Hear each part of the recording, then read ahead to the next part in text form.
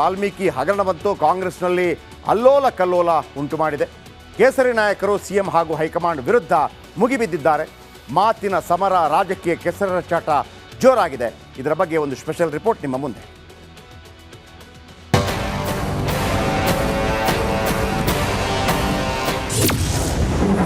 ಮಾಜಿ ಸಚಿವ ನಾಗೇಂದ್ರಗೆ ವಾಲ್ಮೀಕಿ ಉರುಳು. ಕಾಂಗ್ರೆಸ್ ಬಿಜೆಪಿ ನಾಯಕರ ನಡುವೆ ವಾಕ್ಸಮರ.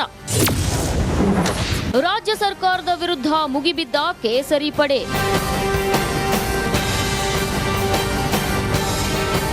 ವಾಲ್ಮೀಕಿ ನಿಗಮದಲ್ಲಿ ನಡೆದಿರುವ ಬ್ರಹ್ಮಾಂಡ ಭ್ರಷ್ಟಾಚಾರ ಹಗರಣ ಕಾಂಗ್ರೆಸ್ಗೆ ನುಂಗಲಾರದ ತುತ್ತಾಗಿದೆ.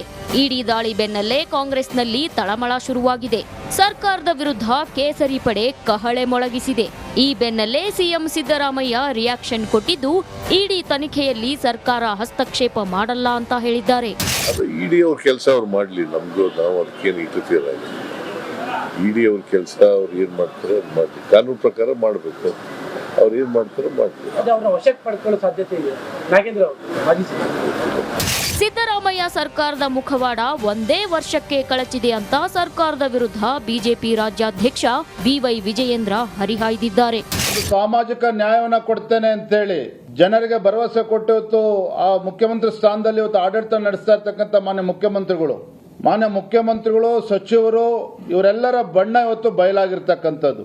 ವಾಲ್ಮೀಕಿ ನಿಗಮದಲ್ಲಿದ್ದ 80% ಹಣವನ್ನ ನುಂಗಿದ್ದೇ ಸರ್ಕಾರ ಅಂತ ವಿಪಕ್ಷ ನಾಯಕ ಆರ್ ಅಶೋಕ್ ಗಂಭೀರವಾಗಿ ಆರೋಪಿಸಿದ್ದಾರೆ.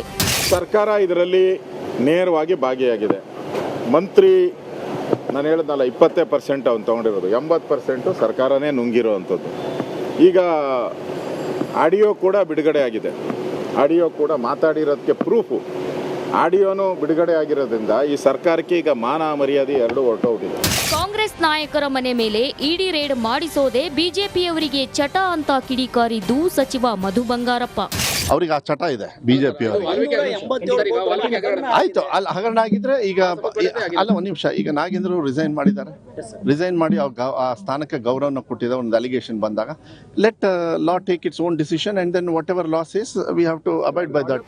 ಎಸ್ಐಟಿ ಅಧಿಕಾರಿಗಳ ಮೇಲೆ ಸರ್ಕಾರ ಒತ್ತಡ ಹೇರಿದ್ದು, ಈ ಕಾರಣದಿಂದಲೇ ತನಿಖೆಯಲ್ಲಿ ವಿಳಂಬವಾಗಿದೆ ಅಂತ ರಾಜ್ಯ ಸರ್ಕಾರದ ವಿರುದ್ಧ ಮಾಜಿ ಗೃಹ ಸಚಿವ ಆರಗ ಜ್ಞಾನೇಂದ್ರ ಕಿಡಿಕಾರಿದ್ರು. ಇದನ್ನ ಬಹಳ ಸರ್ಕಾರದಲ್ಲಿರುವಂಥ ಪ್ರಮುಖರೆಲ್ಲ ಭಾಗಿಯಾಗಿದ್ದರಿಂದ ಸರ್ಕಾರದ ಒತ್ತಡಕ್ಕೆ ಕಟ್ಟು ಬಿದ್ದು ಈ SIT ಸ್ವಲ್ಪ ನಿಧಾನಗತಿಯನ್ನು ಮಾಡ್ತಾ ಇದೆ. ಸ್ವಲ್ಪ ಅದರಲ್ಲಿ ಉದಾಸೀನ ಮಾಡೋ ಹಾಗೆ ಎಲ್ಲರಿಗೂ ಕೂಡ ಗೊತ್ತಾಗ್ತಾ ಇದೆ. ಮಾಜಿ ಸಚಿವ ನಾಗೇಂದ್ರ, ಶಾಸಕ ದದ್ದಲ್ ಮನೆ ಮೇಲೆ ಇಡಿ ದಾಳಿ ನಡೆಸಿರೋದು ಕಾಂಗ್ರೆಸ್ನಲ್ಲಿ ಬಿರುಗಾಳಿಯನ್ನೇ ಎಬ್ಬಿಸಿದೆ. ಇಡಿ ಎಂಟ್ರಿ ಆಗ್ತಿದ್ದಂತೆ ಸರ್ಕಾರಕ್ಕೆ ಢವಢವ ಶುರುವಾಗಿದೆ. ಕಾಂಗ್ರೆಸ್ ಬಿಜೆಪಿ ನಡುವೆ ಮಾತಿನ ಮಲ್ಲಯುದ್ಧಕ್ಕೆ ಕಾರಣವಾಗಿದೆ. Bureau report, republic Kannada.